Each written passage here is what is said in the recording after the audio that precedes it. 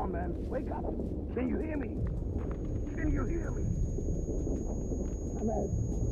Hannes! Come on!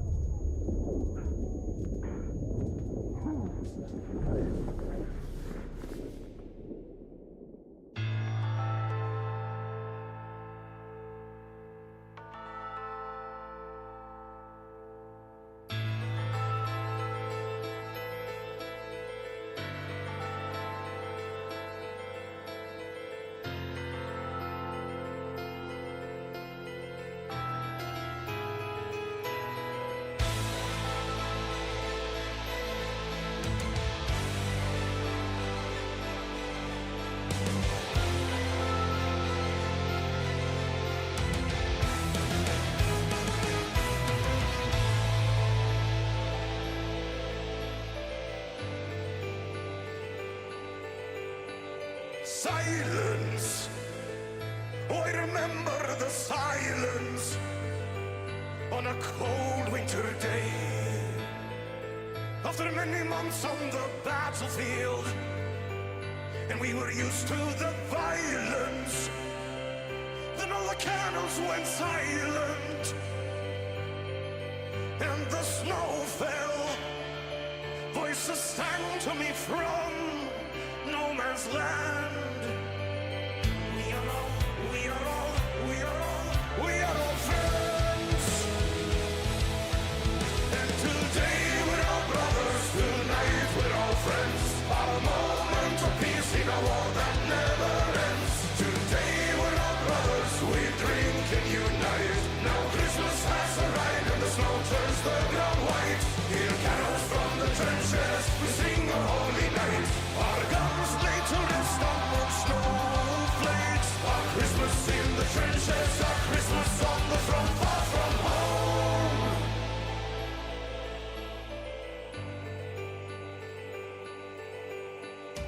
Madness, how I remember the sadness. We were hiding our tears in a foreign land where we faced our fears.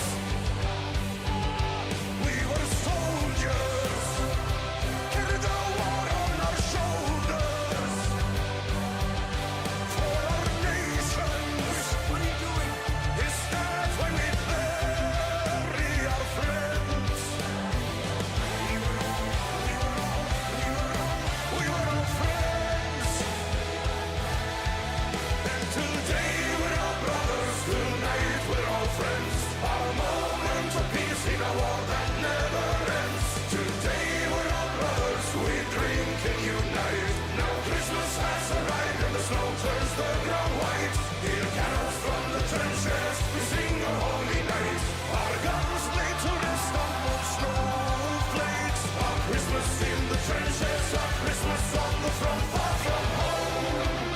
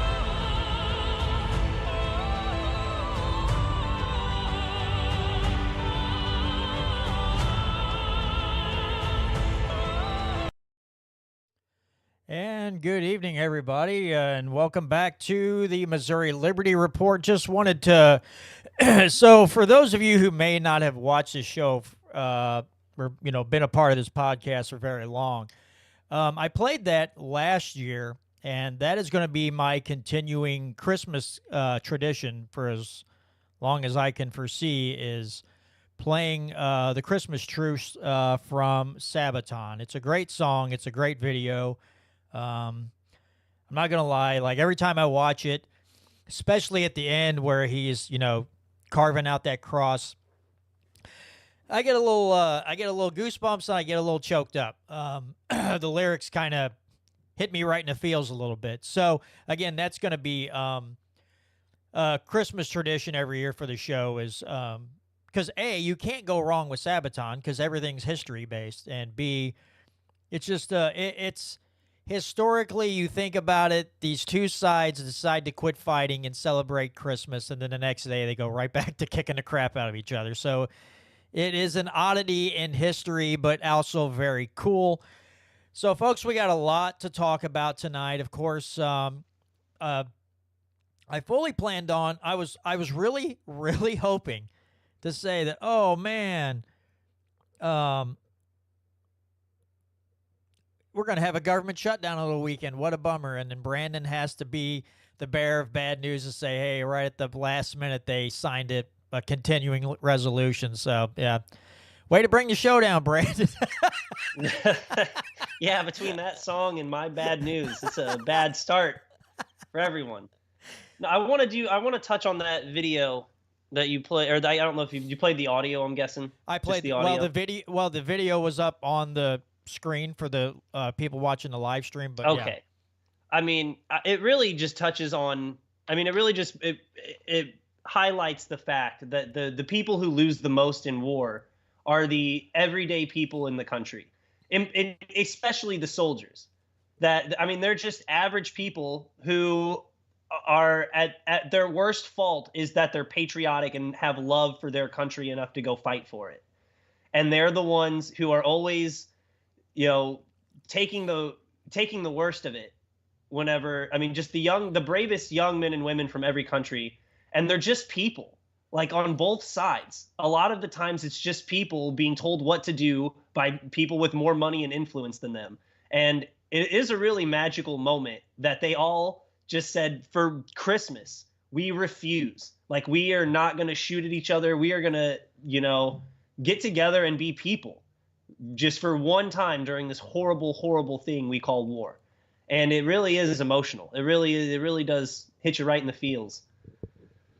Yeah, and Gary Wright says, banker wars, we are mere cannon fodder to them. And that is absolutely the truth. Yes, absolutely the truth. And so anyway, folks, we're still going to talk about this CR. We're going to talk about all the stupidity surrounding it as far as what the media has said, what Trump has said. People like Cat Turd say, I mean, it's just all just it's almost, if we weren't getting screwed so bad, this would be a really great form of entertainment. It really would. Just to watch the ping pong match of stupid back and forth, and you're just on the sidelines and your head's like, and you're just watching the ball go back and forth. You're like, hey, wonder if somebody's going to, like, oh, man, they're going to go more stupid than these guys. And then it goes back and like, oh, God, even more stupid. Oh, my God, how much more dumb can they get? Holy crap. And you just watch this ping pong show. And again, we're getting a royal screw job out of this. And that's all we get.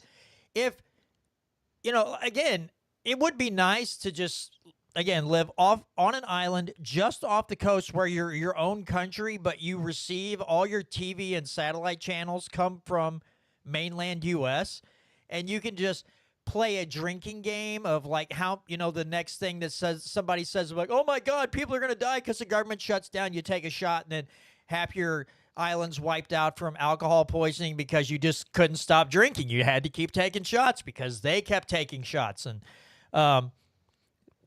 so yeah, it's It would be hilarious if you weren't a part of the whole. Oh yeah, circus it would sideshow. be hysterical if it just wasn't so sad. Absolutely. Like if you're Yeah. into sad movies, like this is a great one. Like, oh my god, this is so sad. Oh Yeah. my god. Like you did. So Ugh. yeah. So if you really quick, I'll lead up to it. If you want to pull up video number 1 from what I sent you. Okay, let me. I hate this. The only thing that sucks is as soon as so everybody that's watching a live stream, you're going to see a very sloppy production from John because I'm going to be sharing my other screen, and when the audio comes up, like as soon as I click on the file, the audio is going to start playing. So I'm gonna pull up my other screen, and Brandon, you're going to hear it as soon as I hit the file. So you want the first one of Massey? Yeah, video 1. Yeah, because this is Thomas Massey predicting what happened over this last week, predicting what happened 3 months ago. Just to put in perspective how corrupt and outrageous this continuing resolution, at least the first couple that they tried to put through. This is their strategy. This is not a bug. This is a feature of the government here. This is like the epitome of lobbyists having complete control of our Congress. Here we go. I also predicted this would fall right before Christmas, and I believe this does fall on December 20th. Now, why have we picked December 20th? Because it's the same reason we always have December 20th. Everybody up here is human. There are no AIs or robots in Congress. And when you get to December 20th, you're 5 days from Christmas. You're 4 days from Christmas Eve, and you desperately want to be there with your family. So this is when the leadership here has the maximum influence, and again, I'm talking to the Democrats and the Republicans, because you've seen it on the Democrat side of the aisle. They love to pick the week before Christmas for this showdown, because you can smell the jet fuel fumes over at DCA.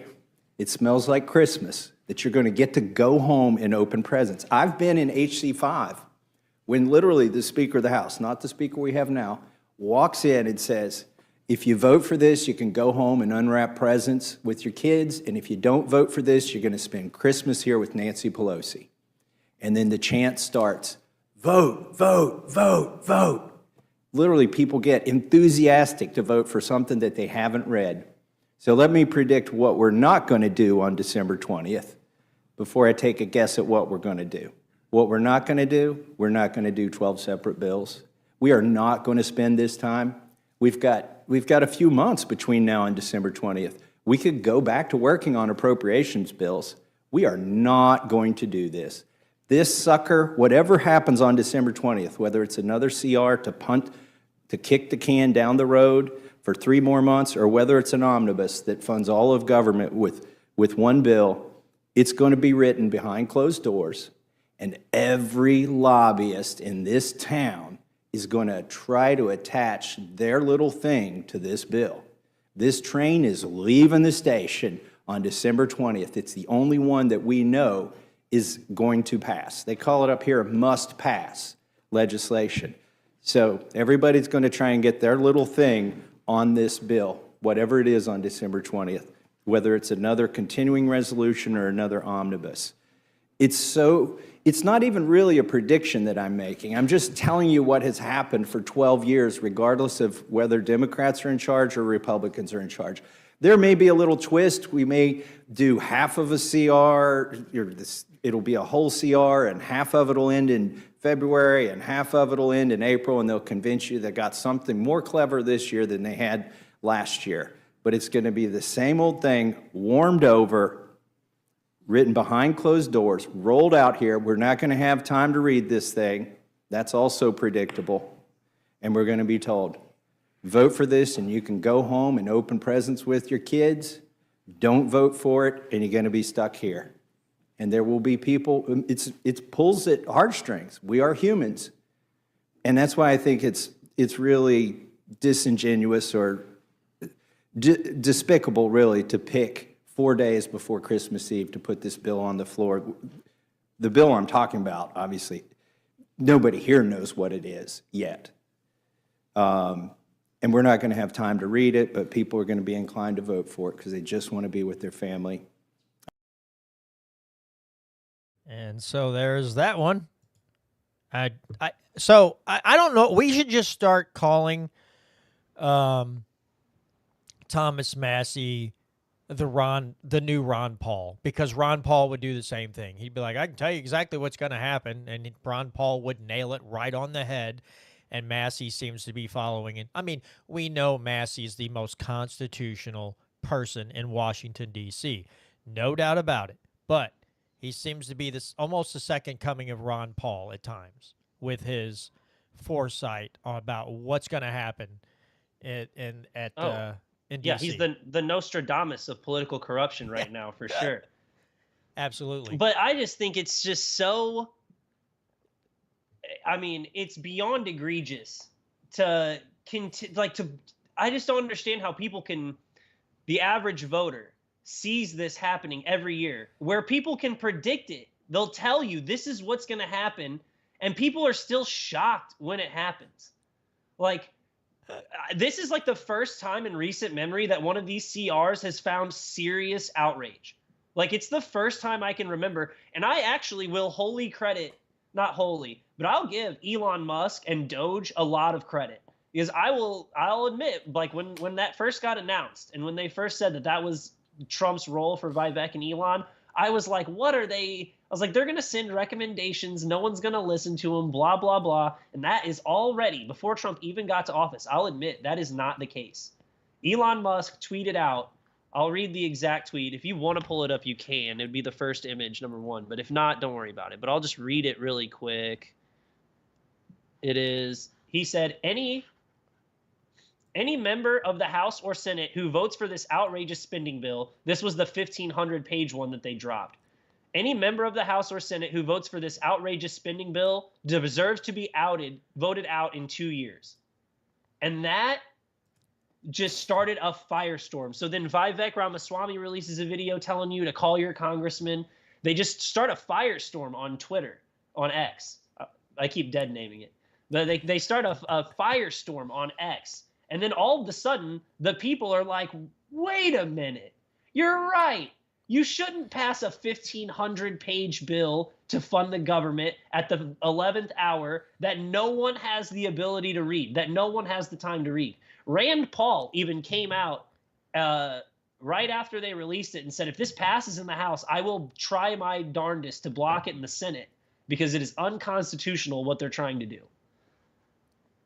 Yeah, and you know, again, I mean, you had Chip Roy. Chip Roy's was making a lot of noise about it. But especially when you talk about spending, Rand Paul and Thomas Massey are the two guys that I always look to tell me what is so screwed up in these spending bills. Because the Republicans and the Democrats, for the most part, will pick little things out so they can keep the people divided over something. They keep the people like us fighting.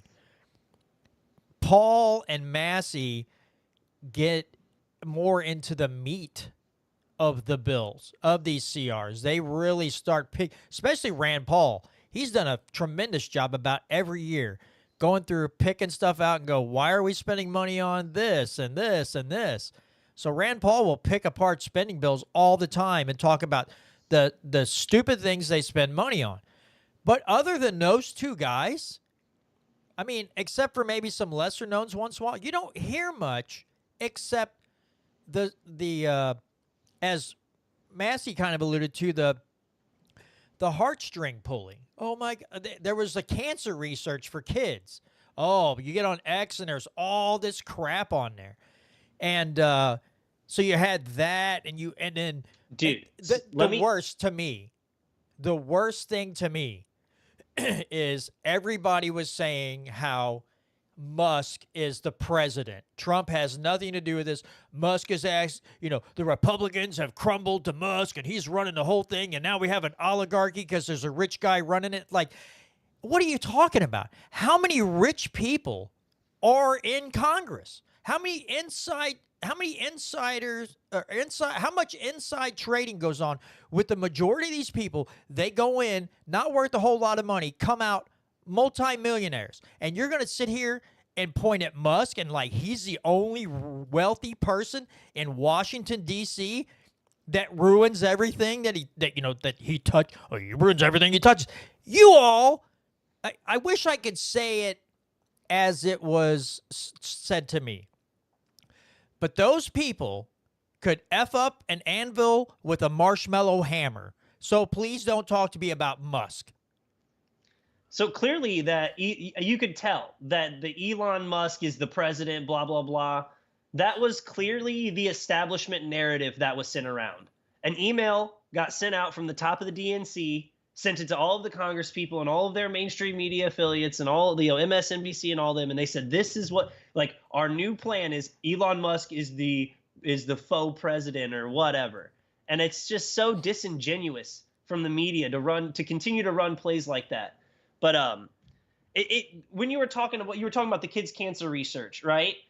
I didn't even know this at the time, but AOC tweeted out that the Republicans killed the spending bill, which killed this funding for children's cancer research. And without knowing any more knowledge than that, I tweeted out, why don't you just run it as a single item bill and pass it? As it turns out, the House had passed that. The House had passed like the $194 million for child cancer research in the House and sent it to the Senate in March, where the Democrat-controlled Senate hasn't acted on it. And so the whole outrage was fake. The whole thing was just a giant publicity stunt. And that's when it made me start thinking, I think almost everything the Democrats do now has become a publicity stunt. I'm not saying the Republicans are way better on this kind of stuff, but it seems that like everything the Democrats do now has nothing to do with a good policy, has nothing to do with actually helping people. It's all just grandstanding. It's all just an act to like garner, like to pull at the heartstrings. And it's just so, it's out of control because like I said, that bill went to the Senate. The Democrat-controlled Senate is the reason that child cancer research didn't get passed in the first place. So it's the Democrats' fault. Oh, yeah. So ridiculous. I want to make a prediction right now.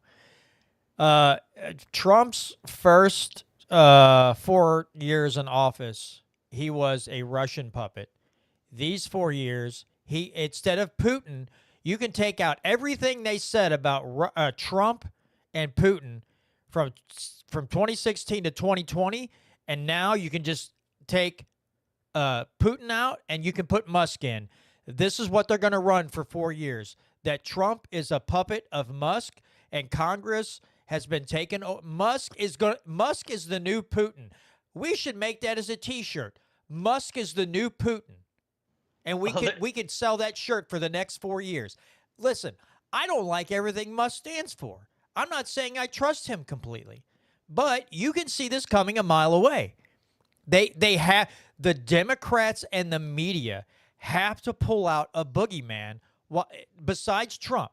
If they can tie Trump to somebody else to make it seem like he's a puppet, because God forbid they couldn't admit to themselves that Biden was a puppet his 4 years in office because mentally he wasn't there.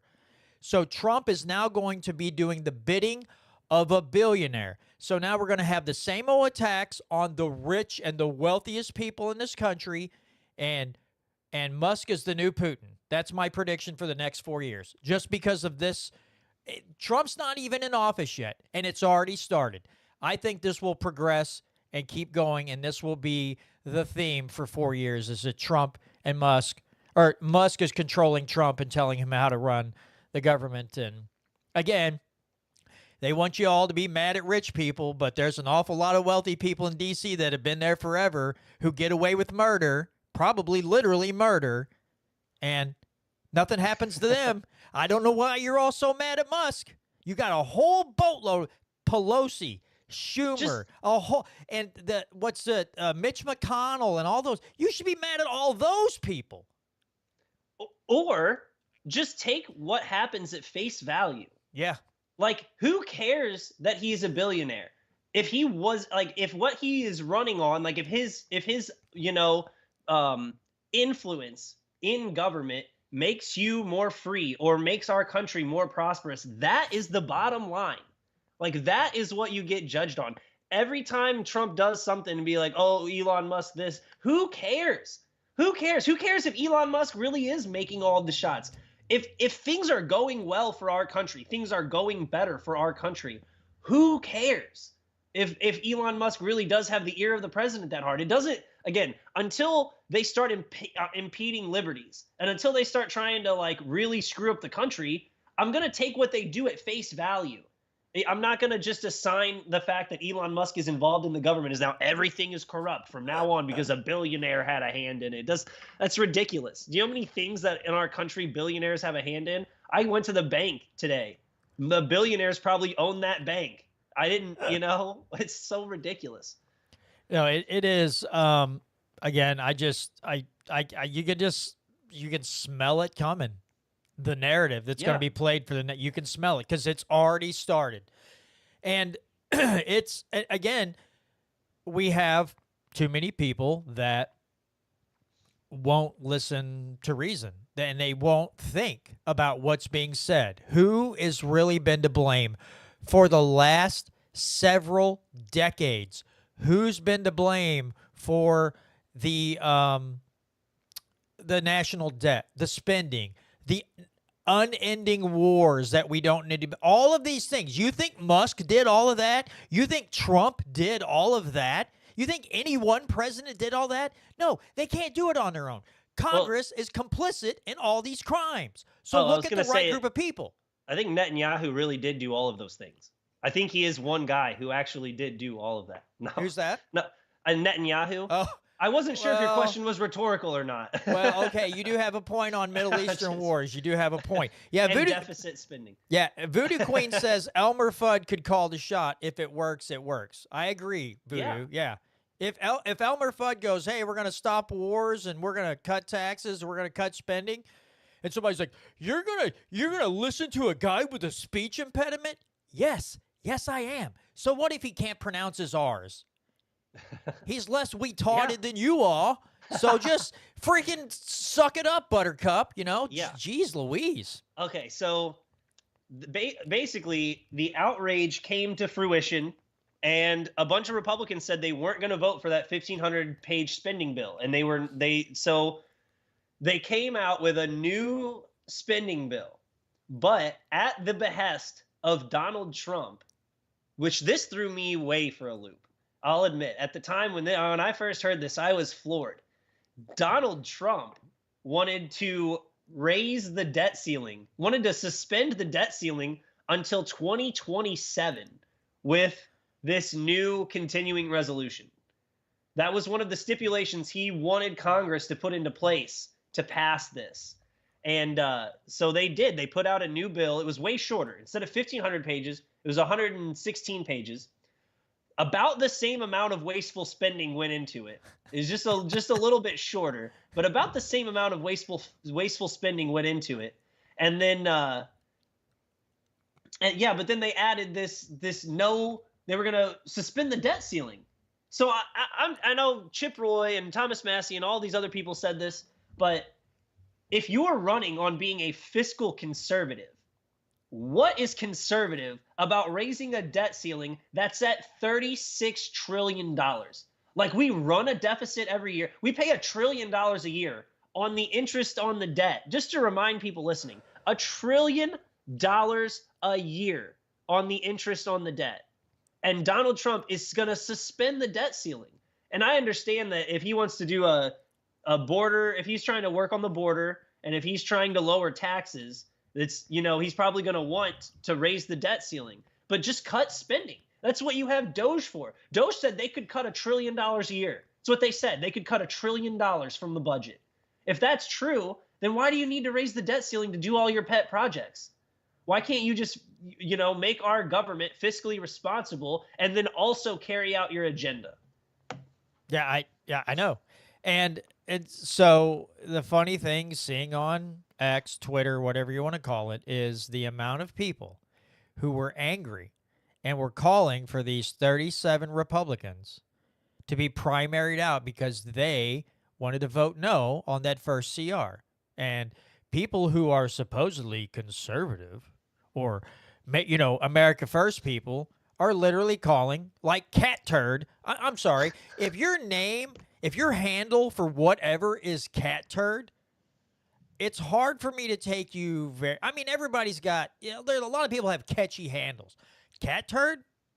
Okay. Well, you're going to have to be super intelligent, lay everything out very critically and logically for me to take you seriously. Because if I just see someone with the handle of cat turd making comments, I'm going to look at your whole bio and all the posts that you've made to see if you've got a drinking problem or you're actually just trying to be silly and call yourself cat turd, but you're actually a intelligent individual.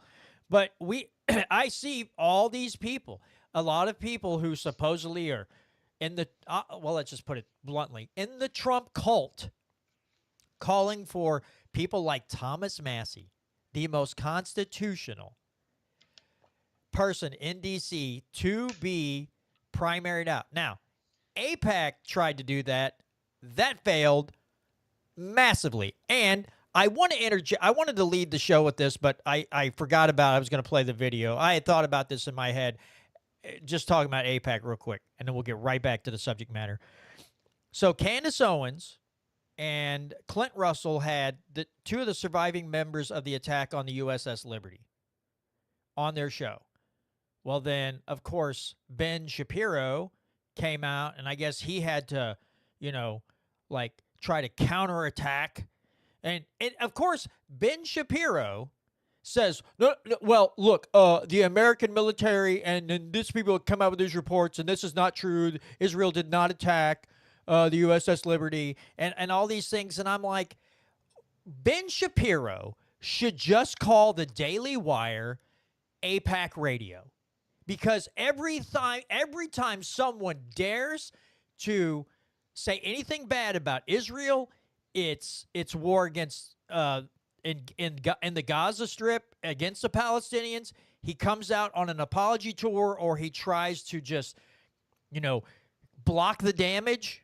And it's like, you might as well just be called AIPAC Radio, because anytime anyone says anything negative about Israel, your first thing is to come on with okay, so his show should be called Turbo Tongue, because he talks so freaking fast you can't hardly understand him. So Turbo Tongue, now playing on AIPAC Radio. But anyway, talking about AIPAC, that brought that to mind. So got a little bit to say about Israel and AIPAC later on, but yeah, what's interesting is the news broke yesterday or the day before that Tim Pool, his network, is being bought out by the Daily Wire. And that makes a lot of sense looking back, because he had Clint Russell on his show, and he's had other people on his show try to talk about the Palestinian side, just to give the Palestinian perspective on the conflict, and why it shouldn't the United States shouldn't be funding Israel to no end to commit these atrocities. And he always calls it Israel derangement syndrome. And he always says deflecting, not necessarily directly rebuking the way Ben Shapiro does, but he's always deflecting attacks on Israel to be that they're so out of left field. Why do you even care so much about Israel? And now it makes a lot of sense. He wanted to get bought out by the Daily Wire and didn't want anything to go wrong with his deal, so he refused to talk bad about the motherland. So yeah, you can't talk bad about Mother Israel, not if you're going to go work at the Daily Wire. Man. That's why Candace Owens got kicked off in the first place, is because she wouldn't back down about her stance on Israel. And good for her. So, yeah, and good for her. Yeah, she's doing great. She's all over the place now. She had Scott Horton on her show the other day, and that was an awesome episode she had with him. So pretty exciting stuff, that you can get kicked out of places like the Daily Wire and go on to even more fame. Yeah, so from now on this show, we will call it AIPAC Radio. If we bring up Ben Shapiro or the Daily Wire, from now on it is going to be called AIPAC Radio. I don't know what else to call it, honestly, because, again, Candace Owens gets kicked to the curb because of her thoughts on the whole Israel-Palestine thing, and so many others that Ben Shapiro has attacked for their views. And so I'm like, well, I mean, maybe we should do some deep diving and see if AIPAC actually funds has any funding with the I Daily Wire. bet it would be the opposite. I bet if anything, Ben Shapiro's giving money to AIPAC. Like, I would not be shocked if he's the one who's funding that kind of stuff. Like, I wouldn't. Like, he makes it. You know, that kind of seems like how it would be, is that the millionaires prop up AIPAC to go do the dirty work for the people who believe that, you know, Israel is the land anointed by God and his chosen people and all of that nonsense. But anyway, Yeah. back to this. Back to the this CR. continuing resolution, right? I just wanted to bring up Trump's comments, his old comments from the debt ceiling. This is from an MSNBC article where they quoted what he said. This whole thing I'm about to quote is from the MSNBC article. Let's not forget that during his first term, the then president condemned the idea of using the nation's debt limit as part of a partisan hostage strategy that has threatened the nation. In 2019, for example, Trump declared, "I can't imagine why anyone would use the debt ceiling as a negotiating wedge." In the Oval Office comments, he went on to describe the policy as a sacred thing in our country. So Donald Trump, just to recap, in 2019 said he couldn't imagine anybody using the debt ceiling as a negotiation wedge, and that is a sacred thing in our country. And just to flash forward, it was basically his idea. I don't know if that's his idea or someone in his camp. It was Team Trump's idea to suspend the debt ceiling until 2027, which is I didn't send this video over to you, but Chip Roy addressed the House talking about this second CR spending bill, and he was saying that since I can't remember how long ago it was, but basically the Republicans have added $330 billion to the deficit since they took back over. And if they pass the CR with the extended debt ceiling, that it could cost they're thinking they're gonna add $4 to $5 trillion to the national deficit if Trump is allowed to do this, because no one's gonna stop spending. It's never a political winner to go home to your constituents and say, I brought home less things for you from the federal government. It should be is that I saved you tax dollars. That's what should be the good line to come home with, but it's not. The line is like, the question is always, how much money did you get from the federal government for your constituents? And that's all this CR is, really, is how much can I get for, well, not necessarily the constituents. That's a bit of a stretch, but the lobbyists. Like, how much can we claw away from the American people? How much can we force the American people to be on the hook to fund the government?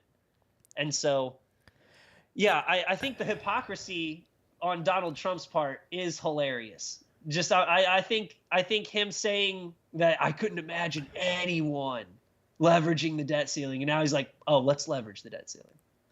So, talking about, good Lord, I just completely, when you're talking about, how you would want to go back home, like during break to say, hey, I did my best to save you guys and maybe save you some money in your paycheck every week with less taxes. It's, what did you bring home from DC this time?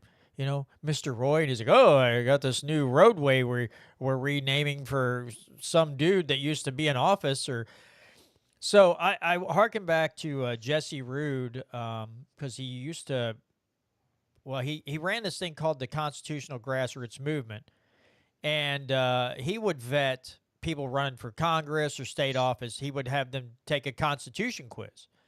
And I don't remember if the guy was out of Alabama or Georgia. He was a state rep, and I believe he wanted to run for Congress. He ran for Congress and lost. And the knock on him was that he didn't really write any bills while he was a state rep. And he's like, yeah, I was busy fighting all the bad bills. So no. But that's what lost him the election. He wasn't writing bills. And I guess his opponent used that. But I gotta find a quote here real quick from let's see.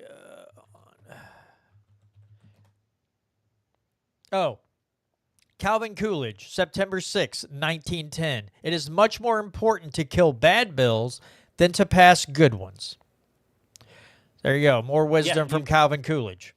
You read my mind. I was actually literally just thinking of that quote. I came across it. I don't know if you posted it somewhere, if you reposted it, but I saw that earlier today or yesterday, and I was like, oh yeah, that's a perfect quote for the times we're in right now. But anyway, I want to talk about how horrible the media coverage is on this. So yeah. if you want to, I'll just read it, but it's slide number 8. It's still from that MSNBC. It's from an MSNBC article, and it says, "Of course, Trump will soon be president again, and it's apparently occurred to him that congressional Democrats who've never tried to leverage the debt ceiling for partisan gain could at least theoretically borrow a page from his own playbook." One thing I find hilarious about that, and John, I was talking to you this about a little bit before the show. The reason Democrats have never leveraged the debt ceiling is because they're the ones that want to spend the money. There's no benefit for a Democrat. They thrive on giving their constituents as much as they possibly can from the government. It's like their only play now is it's just all it's all theater, or it's how much can we give to our constituents to buy their vote. So of course the Democrats have never tried to leverage the debt ceiling. That means they'd have to stop spending, and they refuse. They can't even pretend to stop spending, because how is their base gonna like that? How is their base, like, what part of the Democrat Party in 2024 wants to see the government spend less money? Almost none of it. Maybe they want to cut it from like a little bit from the military spending, but other than that, there's nothing that Democrats want to cut spending for. Nothing. So of course they've never leveraged the debt ceiling. That's the stupidest thing. It's not even close to the stupidest thing MSNBC's ever written, but that's a pretty dumb thing to say. It's up there. And speaking of, I know some people are going to take this the wrong way, and that's fine. It's my personal opinion. Speaking of political theater, so we all know that Justin Sparks has put out he's going to run for Speaker of the House here in Missouri. Our good friend Tom Martz, I almost called him Tom Woods. I know he wouldn't take that as an insult, but our good friend Tom Martz, because he does that show every Friday on KSGF, he sent out 8 invites to Sparks to get him on the show to talk about his whole thing. Nothing. Didn't hear nothing back. And it's the same way with me when I tried contacting him multiple times to have him on the show to talk about what he said about Hillbilly Thunderbutt, Scott Fawn, and his little speakeasy thing at his building where apparently there's lobbyists and legislators mingling. Oh, yeah, I'll come on and talk about it.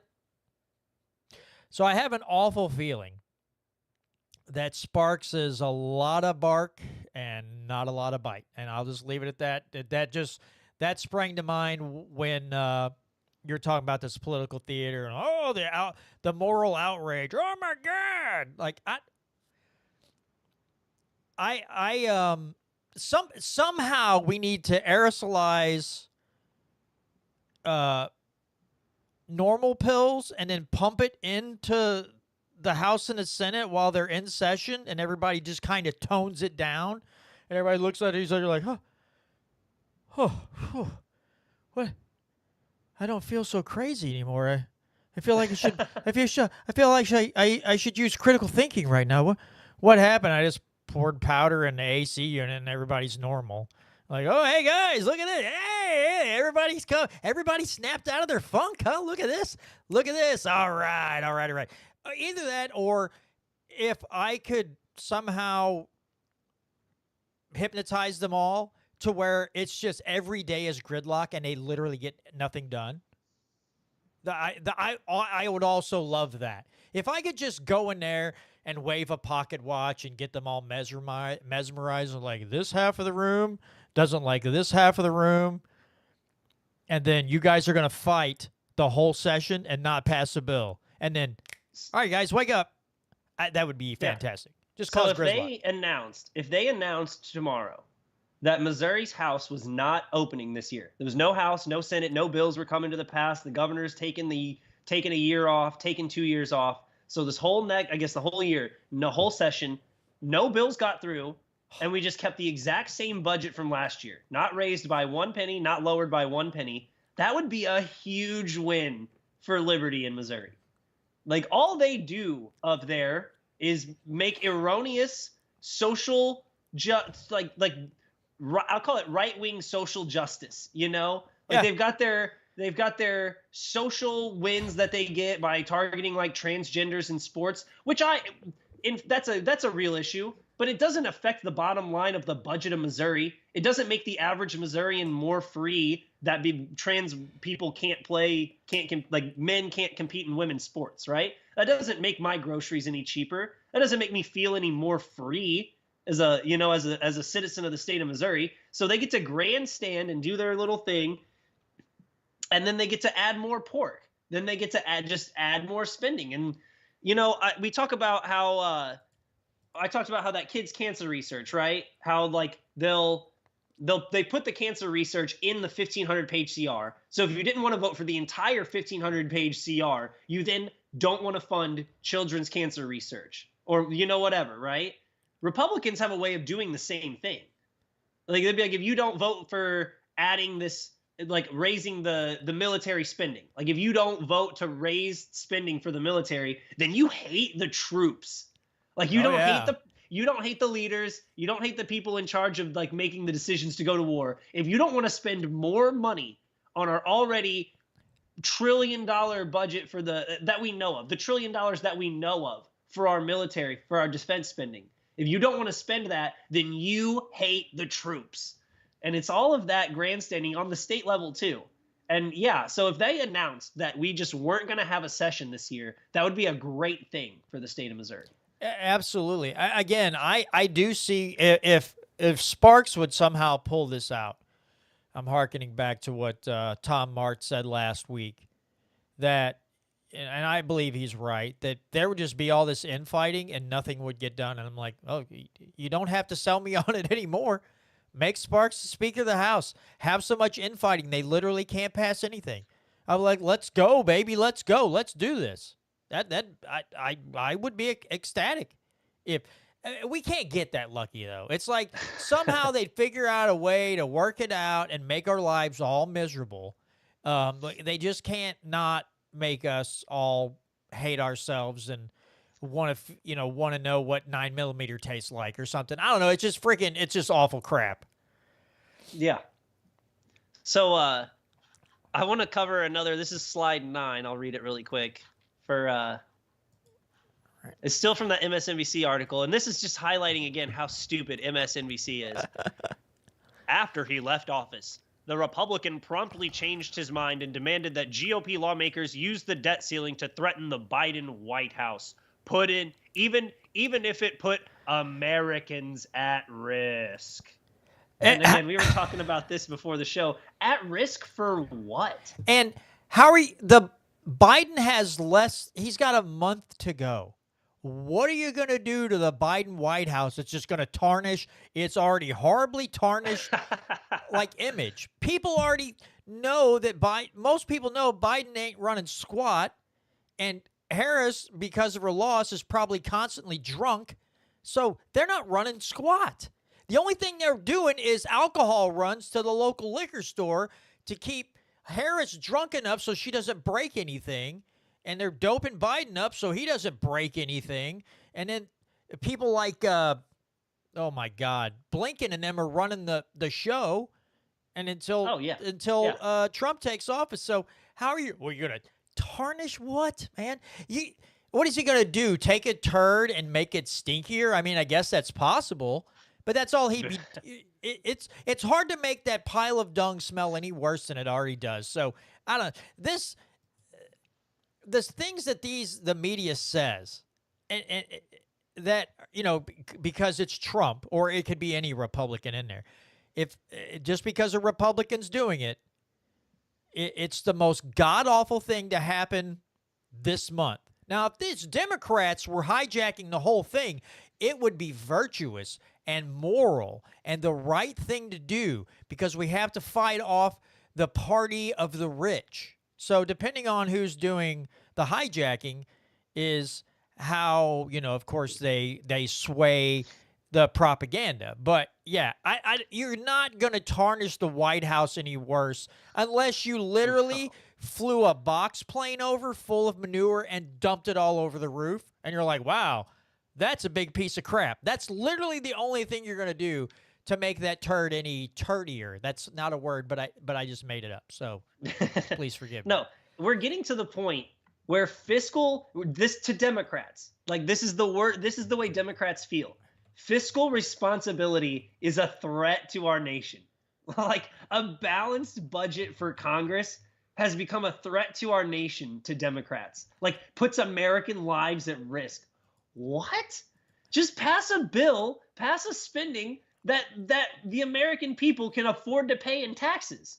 That you're willing to ask, like you should, for the government to want to fund something, it should need to do it. And it should then feel the absolute need to ask the American populace to fund it. Like, we won't survive as a nation if we don't fund these things. And this is why we're begging and pleading for you to please give us your money. That should be the way it feels. Not this, like, if you don't want to give us all of your money and let us put you in lots and lots of debt, then you're the threat to our country. It's outrageous. We live in outrageous times, John. I love this. Hakeem Jeffries tried to make it sound like you won't be able to go see your family. Like, dude, you really think you're not going to have the airplane molesters on duty over the holiday? Really?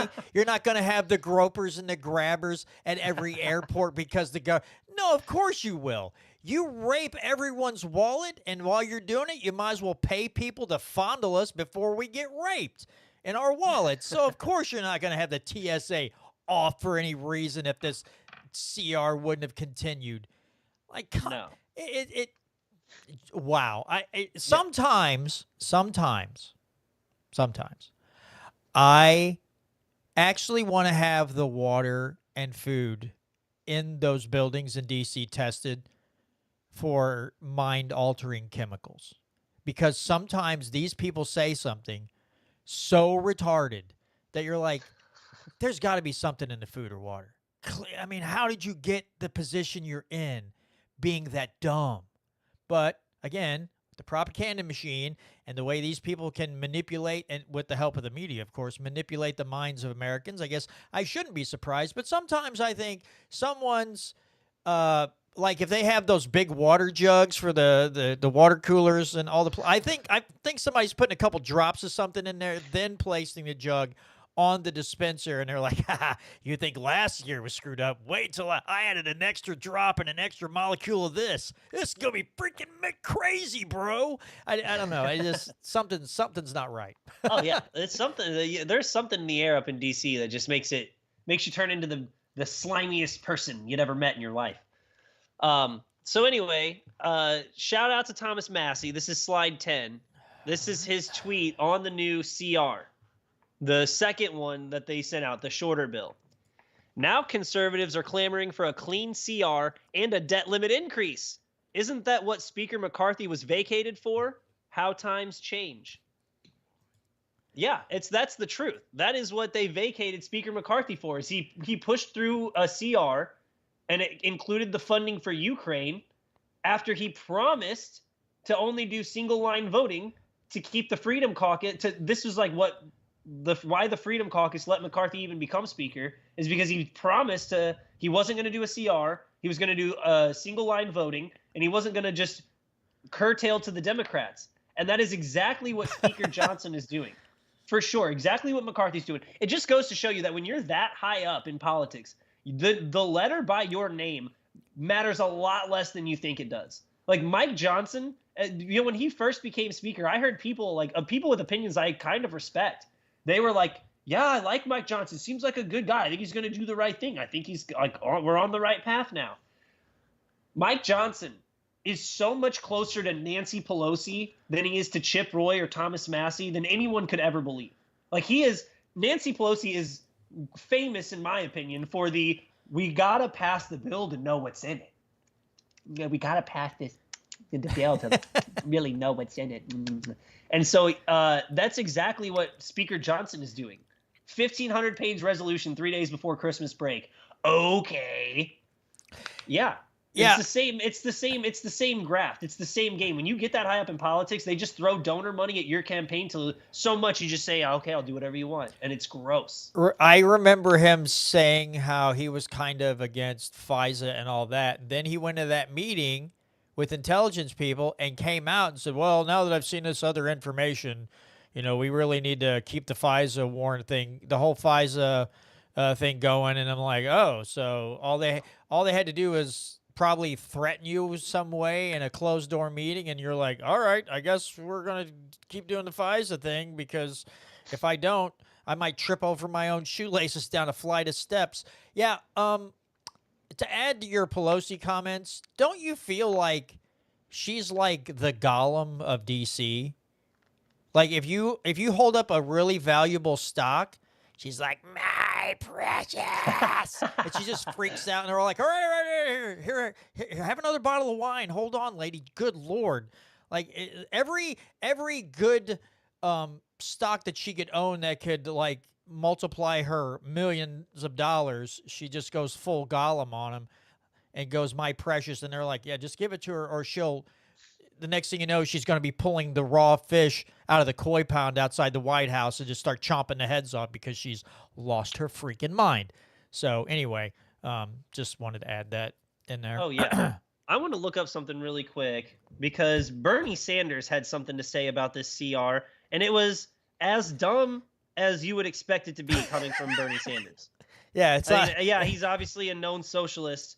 But here's the thing, and someone else brought up a good comment to what I said, but let me see if I can find what he said here. Oh, I retweet too much and kind of post too much. Okay, here's what Bernie Sanders said. Democrats and Republicans spent months negotiating a bipartisan agreement to fund our government. The richest man on earth, President Elon Musk, doesn't like it. When Republicans kiss the ring, billionaires must not be allowed to run our government. So I said, this is what I said. No, they didn't. Lobbyists wrote that bill, held on to it, and waited until Christmas break to blackmail Congress into passing it. Thomas Massey predicted this 3 months ago. And then, anyway, your thoughts so far on that? Well, nothing is shocking about Bernie Sanders and anything he says. Yeah, that was like my reply to Hakeem Jeffries on his, we won't be able to travel home if the government shuts down. And I put up that Breaking Bad GIF. I can't say exactly what it said, but it says, "Are you effing retarded?" I see if I can pull it up. So I know I have the post. Let me see if I can pull it up so everybody in the live stream can see what I did, because yep, that's me. I couldn't pass it up. I was like, are you out of your mind? Like literally out of your mind. So anyway, my point was that like socialists are known for being ignorant. Like they're known for actually believing like the horrible policies that they talk about. Like they actually think that like healthcare comes from trees. And they think that like education grows on trees and that it should be a right for everybody. Like they think these things, but they're just wrong.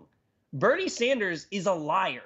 Like calling Bernie Sanders an idiot because he's a socialist is giving too much credit to Bernie Sanders, because he's a grifter on top of probably believing half of the dumb stuff that he says. But he's knows he's lying on this. Like he's been in Congress for forever. He knows how these CRs go. And he is blatantly lying to the people about it, and it's disgusting.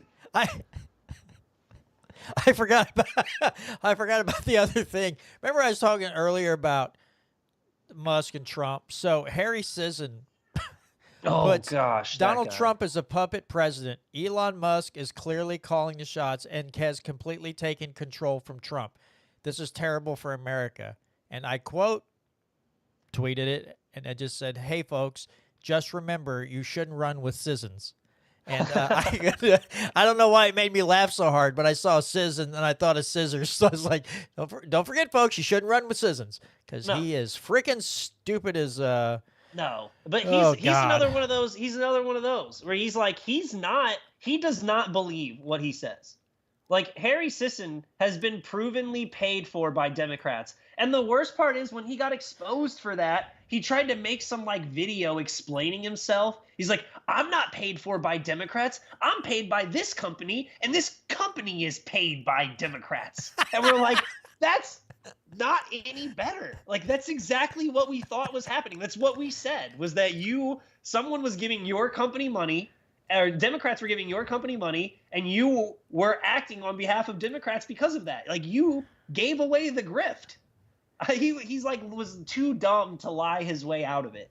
So that is the same as I had another thing, another quote tweet, because Charlie Kirk says, breaking, Jim Jordan says he's prepared to reveal the deep corruption, backroom deals, Epstein ties, elite scandals, and election interference that the mainstream media is hiding from you.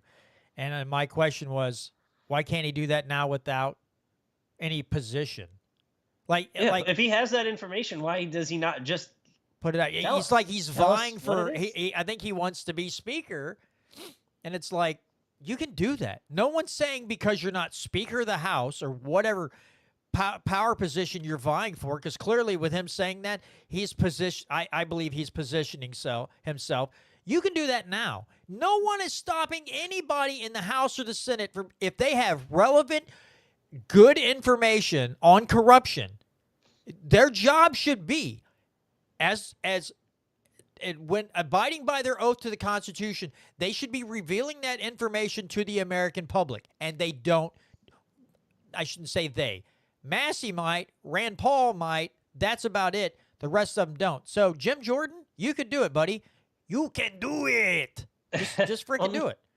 Well, here's the thing, too. If Jim Jordan releases the Epstein client list and he's not on it, there might not be a lot of top Republicans left that to fight for that spot anyway. Who knows who's on that client list? Who knows who's like that deep in the corruption where if you had that information, why wouldn't you post it? But also, same thing with Matt Gaetz, too. Matt Gaetz was like, if they release that ethics report on me, then I'm going to go scorched earth and release all this dirty information on them. I'm like, just do that first. Yeah. Just do that first. Why do you care? Like, why are you holding on and protecting these people who are openly threatening you anyway? Like, you weren't charged in a criminal court. They can't prove you did anything illegal. You're not running for Congress anymore. Just release the info. If you have that level of corruption on these people, like if you have that much dirt on all these corrupt politicians, why are you holding on to it at this point? That makes no sense at all to me. And see, you want to see, and this is Missouri side. You want to see something else because it does have to do with Congress. You want to see something else vomit-inducing? If you're watching a live stream, hope you haven't eaten recently. Here we go. Let me pull up my screen here. This is a picture of Roy Blunt with the new governor, Kehoe. And Kehoe, this is freaking hilarious. Let me get all my stuff. Let me get all my ducks in a row. Let me pull this up, and bingo, bango, boingo. Today, we celebrated the induction of Senator Roy Blunt into the Hall of Famous Missourians at the Missouri State Capitol. A history teacher and the son of a dairy farmer, Roy's American dream story and career of public service is inspiring. Here's the funny part. Missourians will never forget his adherence and devotion to the Constitution, his love for Missouri, and his impact on our state and nation. Claudia and I are proud to call Roy, Abby, and the Blunt family our friends. So if you have any inkling, I don't know why you would, but any inkling that Kehoe would be any different than Parsons, because my response to that was, let me see what I quote tweeted this one too. Oh, it's a devotion to the Constitution, ? Somebody give Kehoe a stroke check. He's confused on constitutionality. So somebody needs to go up to Kehoe and go, hey, put both arms up. If one is a little slower than the other, like, you've had a stroke, clearly, because you said Roy Blunt is constitutional. Time to take your medicine, Governor. Good God. Yeah. But that's vomit-inducing. Caleb Rowden had was that who you were quoting there? Or no, that was Kehoe. That was Kehoe, right? That So was Kehoe. Caleb Rowden had some comment about like Yes. he'll be remembered and revered as one of the most well-respected and liked and honest politicians. But I don't remember the exact thing he said. Blah blah blah. And I had some not fit for radio words to say about that, but the gist of the point is, no, we won't. Like, no one thinks of Roy Blunt. He's like Mr. Lobbyist. He was known for taking like the most lobbying money of anyone in congressional history. And voted Like, one of the most corrupt in D.C. at one point. Yeah. And then one re-election, I'm pretty sure, after that. Like, one re-election, being one of the most corrupt politicians in, like, lobbyist-funded politicians. And the Tea Parties in Missouri. I remember my very first show called Re-Education Radio. My very first podcast / show that I ever did. I talked about this very gentleman.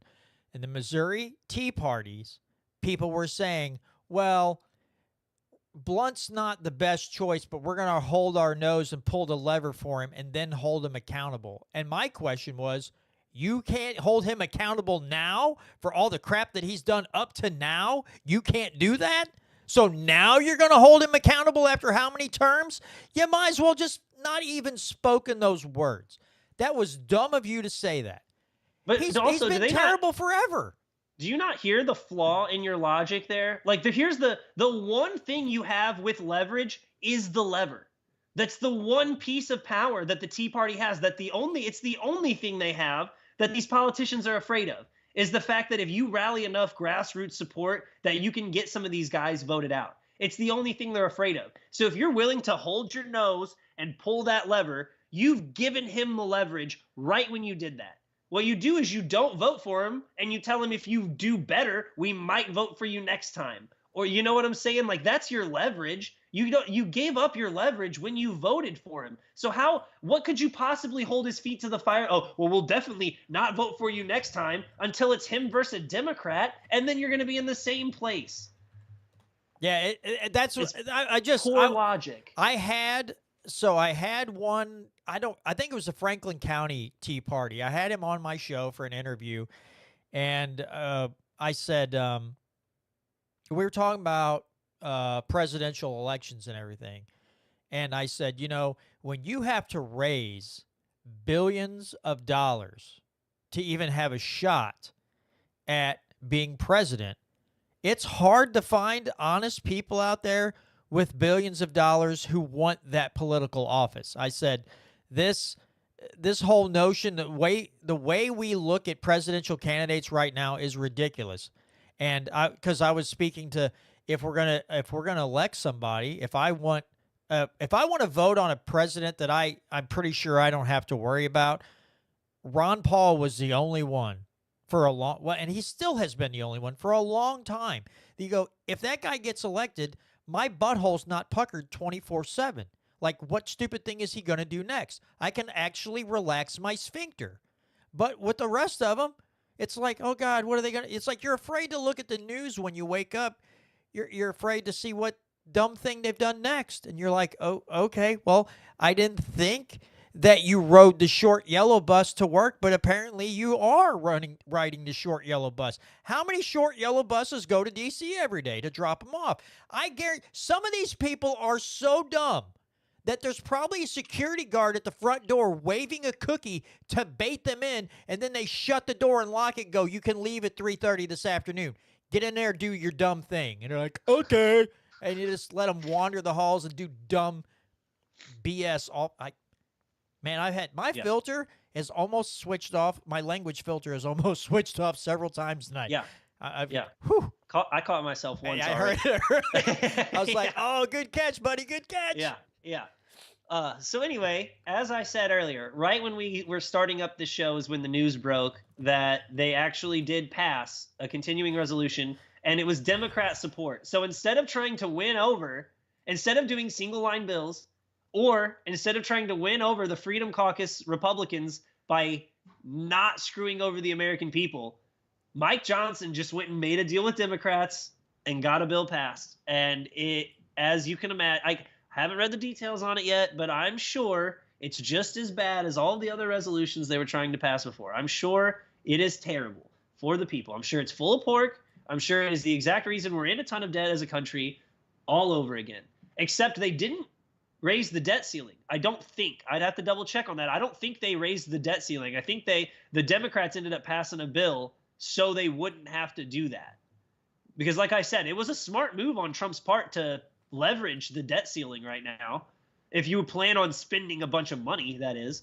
But anyway, I know we're on the downhill slope of our second hour here. So there's a couple of other stories I wanted to touch on. We don't have to go super in deep, but just because last week we had Catherine and Tom on, so there's a couple stories that slipped through the cracks that I wanted to talk about just a little bit.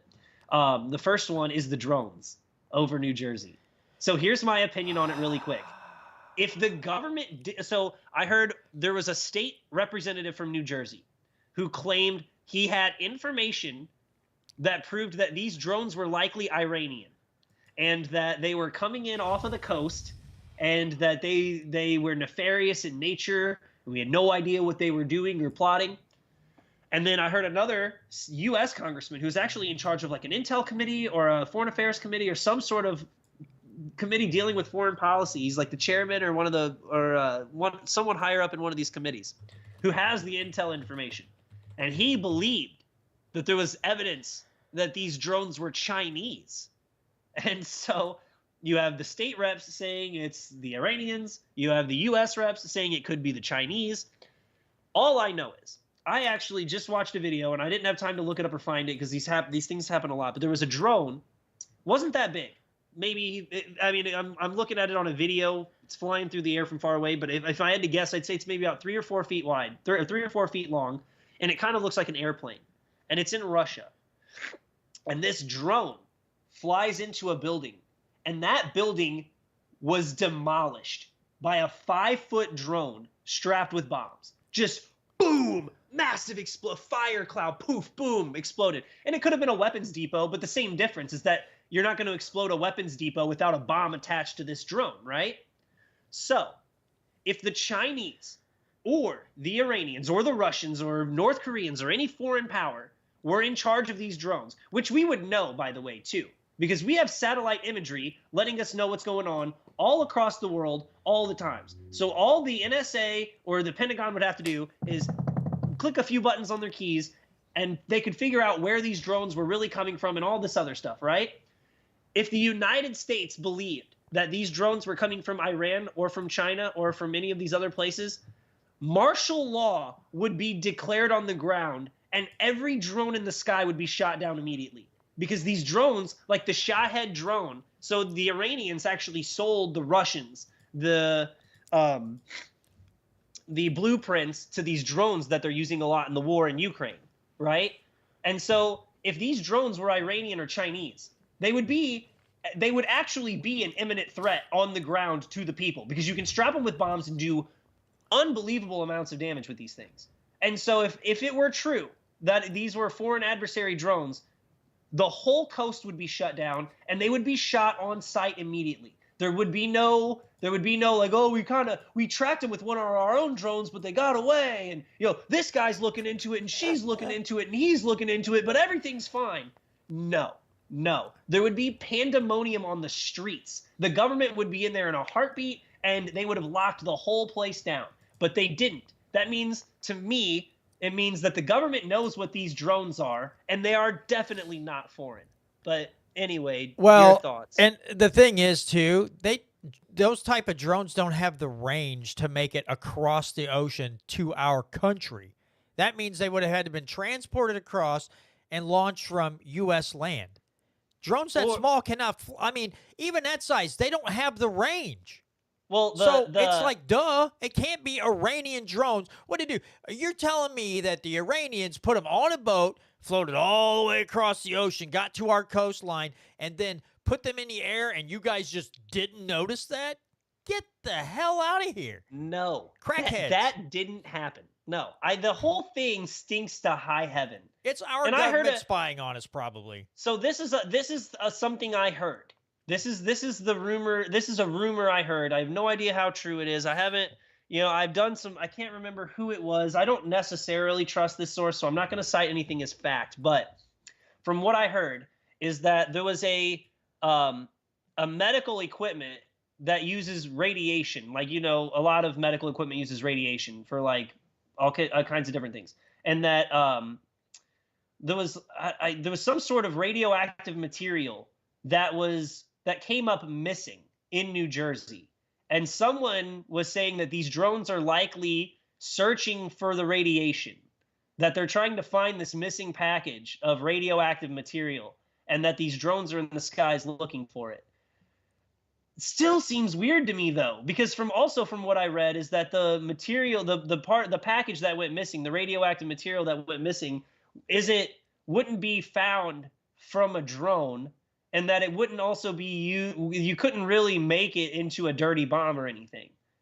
And so, I mean, again, I heard that, but I don't know if that just seems weird to me too. That if this, or it wouldn't be something that they would let us know about. Because it just seems even weirder that they would let the drones fly, but then pretend they don't know what's going on. Doesn't that just seem all weird to you?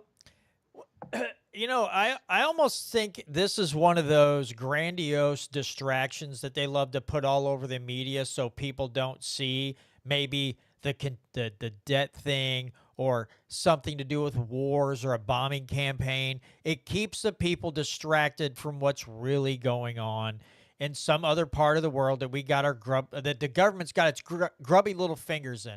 I just feel like something else is going on that most people aren't paying attention to, and this is a great way because, you know, when you see these things blow up on social media, everybody's got their videos and everything like that, and everybody's got their theories about what it is, and it just seems like a big distraction tool. And I mean, yeah, I'm curious about why there are all these drones in the skies, but at the same point, my mind is like, what the hell are they distracting us from? That's the first thing my mind goes. That's the first place my mind goes when I see these stories like this, and it's just constant in your face. You can't hardly go anywhere without seeing it. It's like, okay, what are they trying to hide from me?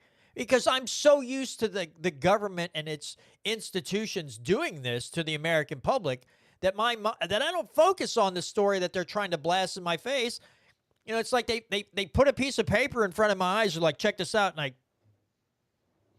I go to the side. I'm like, hey, whoa. Or just rip it out of their hands. Like, what are you hiding? And they're like, nothing. And there's like in the other hand, they're holding like a B-2 bomber. And you're like, oh, so you're blowing up other crap you're not supposed to be. And you wanted me to read about drones. Oh, great. Yeah. Well, unfortunately for you, I'm not retarded. So I caught you again. But I don't know. It's freaking. Yeah. Oh yeah, it's totally a distraction piece. That's why the media blew it up so much. I mean, you had a continuing resolution. You had a looming government shutdown. You had the war in Syria. You have what Israel's continuing to do all around that region. You got the war in Russia. There's so many things to distract the American people from that. Yeah, they'll probably use anything they can to distract us at this point. Look at the shiny thing over here. Yeah, have to, because there's too many. The government's trying to do too many crazy things at once already. They would use anything they can to just get our minds off of it for half a second. Which brings me... I was going to say, Rich, you're bringing up Syria, and it's like... So Assad's out. I guess the last thing I heard, it was supposed he was in Russia. His family and he got to Russia. And, you know... I just want to beat my head off. If this mic wasn't so new and shiny, I'd beat my head off of it out of frustration that... People are like, what? Syria got over, and it's like, okay, who helped that? You think we didn't help with that? You don't think the Israelis helped with that? And the funny thing is, the Israelis are happy about this, even though an Islamic group took over these areas. The supposed enemy of Israel. So this is what's so crazy about this is how because everybody thinks that Israel is a victim and they're going to get murdered at any moment, right? That's the thing that we get told all the time. Yet they fund Hamas, and I guarantee you they had something to do. Yeah, them and the CIA, between Israel and the CIA getting Assad out. What was it? General Wesley Clark so famously said, he went to the Pentagon, and the guy's like, check this out, read this piece of paper. 7 countries in 5 years. They wanted to take over or, you know, run coups or whatever. 7 countries in 5 years. Now the 5-year mark ran up, didn't, but government, when there's something to blow up, doesn't mean if they run out of time, they're not going to continue to try to push for it anyway. So Syria, Libya, Lebanon, Iraq, Iran's still on the list. Looks like they're probably next because Israel's going to try to push us and Trump, since Trump seems to be such an Israel lover. The next target, unfortunately, could very well be Iran. And anybody out there that thinks that this is a good idea, I hope that someone hits you in the head with something and knocks you out of whatever propaganda coma that you're in. Yeah.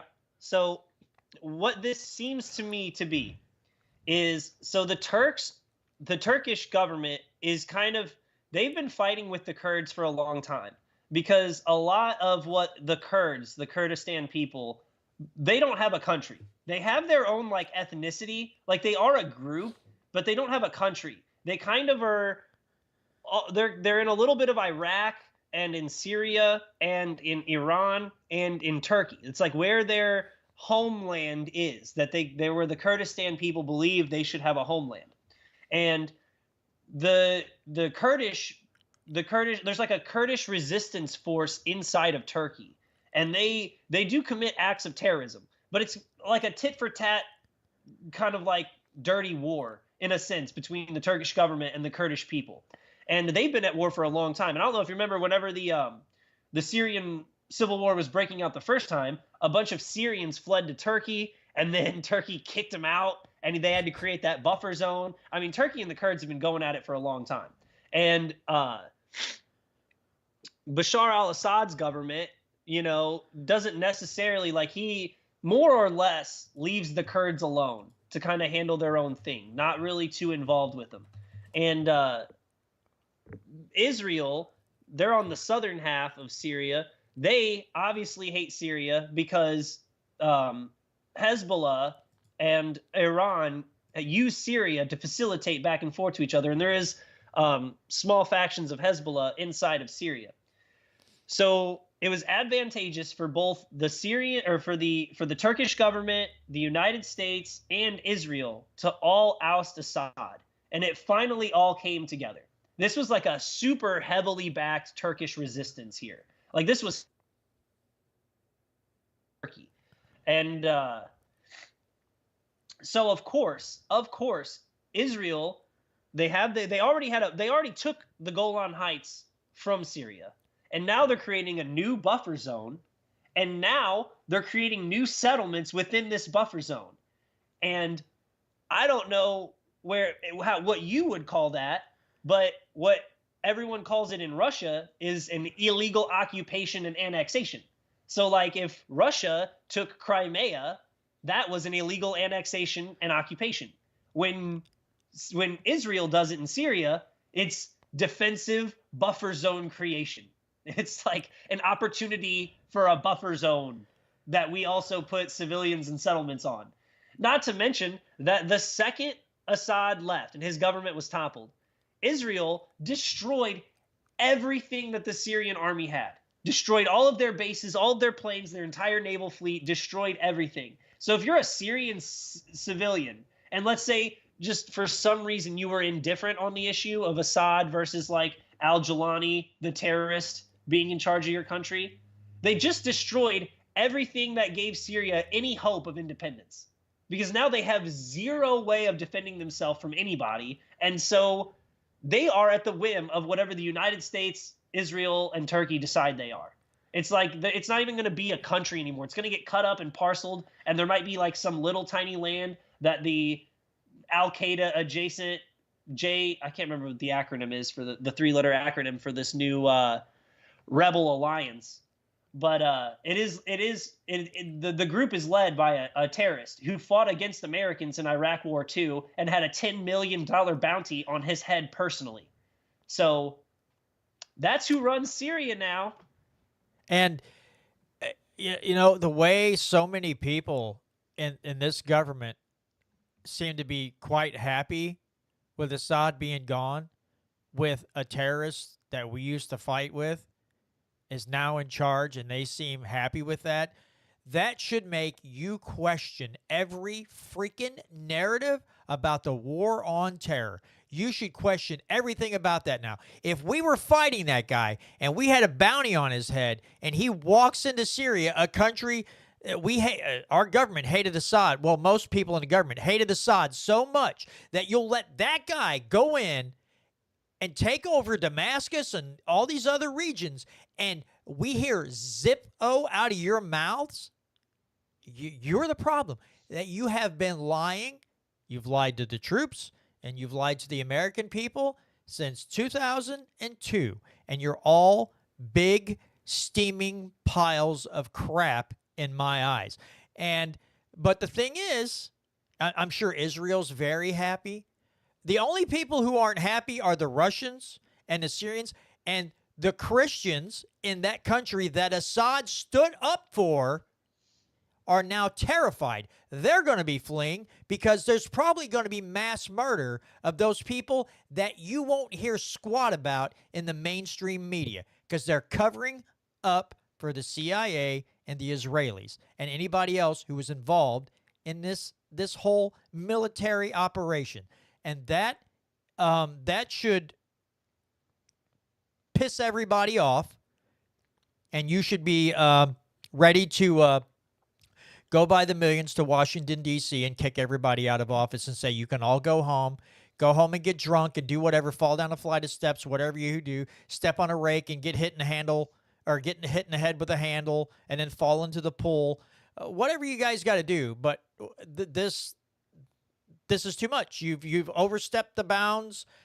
Well, once a month, you do something else in your excursions in the other country, spreading freedom dust and democracy. I don't understand how so many Americans still don't grasp the concept that you do not spread freedom in other countries where you're not wanted by force. I do not understand how you don't grasp that concept. You do not coup a leader.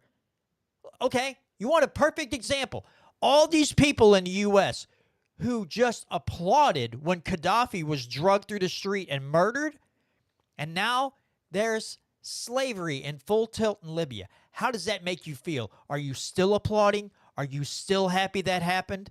I saw people who were in the military at the time when Gaddafi got ousted. They're like, yeah, what a piece of crap. Glad he's gone. Okay, I want you all to tell me if you're happy that the slave markets are open and Libya is a complete and utter chaotic disaster now. Do you feel good that the Americans, we did that, your government did that? Does that make you happy?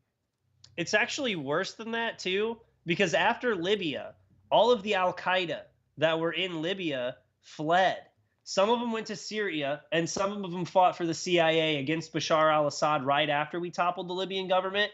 But a lot of them went further south into Africa and literally spread Islamic jihadists throughout northern Africa. Like, we helped do that when we hired Al-Qaeda to topple Libya in the first place. And so then we were like, well, we can't let Al-Qaeda just run the country. So then they all fled to other parts of Africa. That's why you have AFRICOM conducting strikes against Al-Qaeda through a lot of different African countries that people don't even know about. It's because of our war in Libya. And to speak to your credit, there was a bunch of, to all those, you were like all the people cheering that. The main person behind that was Hillary Clinton, and she said, we came, we saw, he died. Like, she was like, we got him. And it could not have been worse. Like, it couldn't have been a worse outcome, like 10 years from that moment, as what actually played out in Libya. But I want to bring up one thing really quick to give credit where credit is due. So I don't know who this guy is. His name is Josh Rogan. I've never heard of him, but he said, Syria is free. The rebels won. The people liberated themselves from tyranny. Freedom won. Russia, Iran, Hezbollah, and Assad lost. Historic. The road ahead for Syria won't be easy, but it'll be better than the past. The world should celebrate Syria's liberation and help it succeed. So J.D. Vance quote tweeted that and said this: As President Trump said, this is not our fight and we should stay out of it. Aside from that, opinions like the below make me nervous. The last time this guy was celebrating events in Syria, we saw the mass slaughter of Christians and a refugee crisis that destabilized Europe. So I was actually like, wow, J.D. Vance for the win actually had the right opinion on something foreign policy wise in Syria, because the Republicans and Trump and even J.D. Vance, they've been very pro-Israel. So to have a little, I mean, not a serious pushback, obviously, but to have a little bit of pushback against the cheer on and cheer for Syria narrative, I was actually impressed to hear him say that. Yeah, it's I don't know. This whole thing, you know, and I don't, the European governments, any government that has to take on massive amounts of refugees from other countries, which could cause destabilization, could cause, like civil unrest and all these other things. Why aren't the European governments looking at our government and going, what are you doing? Like, you understand what you do this? Those people aren't all flocking into your country. They're flocking into ours. How about you stop? And they don't. Those people are so woke and they want to be so virtuous that they welcome them in, and they're giving them handouts because they feel sorry for them. I get it. If you see a country and the people have nothing to do with what's going on, they were perfectly happy with the situation, and then because of our government and other governments causing unrest, and they're like, we got to get out of here because I don't want to be anywhere near bombs or explosions and gunfire. But at the same time, if I'm a European nation, I'm like, hey, could you guys knock it off? Now, Poland, I believe, is the only one. The Polish president's like, we're not letting all these people in. If you do come in, you're going to be vetted. Like, the Polish president has thrown the gauntlet down as far as immigration goes. He's like, we're not playing this game. He's been very vocal about it, and good for him. He's kind of setting the tone. But the rest of them are like, yeah, come on in, we'll figure it out. And then their economies tank and everything else, and they're just like, oh, it sucks to be us. But there's no outcry from the majority of these leaders in Europe to say, stop destabilizing regions, scattering people, because some of the people that will come in will try to shift the culture to their culture in that country instead of, I mean, it's okay for them to have their own culture in their home, or if they have a little section of the city that's got, places that sell their type of food, that's fine. But when you try to make a total cultural change, you want Sharia law in these countries, you want all these other things, why aren't the European nations going, hey, Pentagon, you're number one. Like, go take a flying fornication, go take a flying fornication through a rolling donut. Stop screwing around. And it just keeps going on. So it makes me question all of this. It makes me question everything every time.